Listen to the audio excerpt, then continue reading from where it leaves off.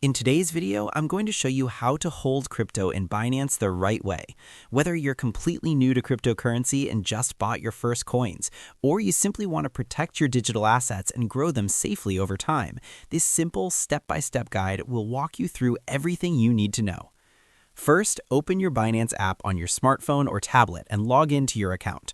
Once you're inside, go to the Assets section and then tap on Wallets. This is where all your crypto holdings live, and you'll notice different wallet types like spot, margin, and futures. For holding crypto long-term, make sure you're focusing on the spot wallet, since this is the safest and most straightforward option. Next, click on Spot Wallet. Here, you'll see a list of all the cryptocurrencies you currently own, along with their balances and values.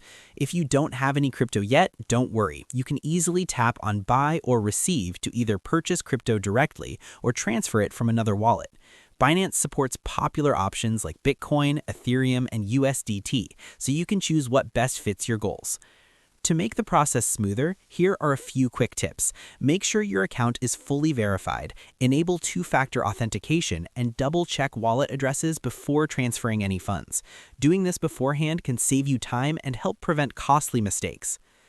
Once your crypto is safely in your spot wallet, the next step is surprisingly simple. You hold it.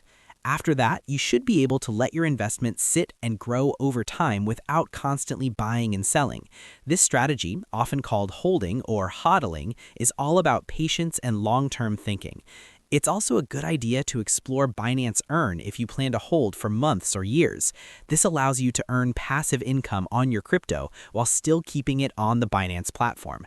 Taking this extra step ensures everything runs smoothly and helps your assets work for you. And that's all there is to it. By following these simple steps, you'll be able to hold crypto on Binance easily and efficiently.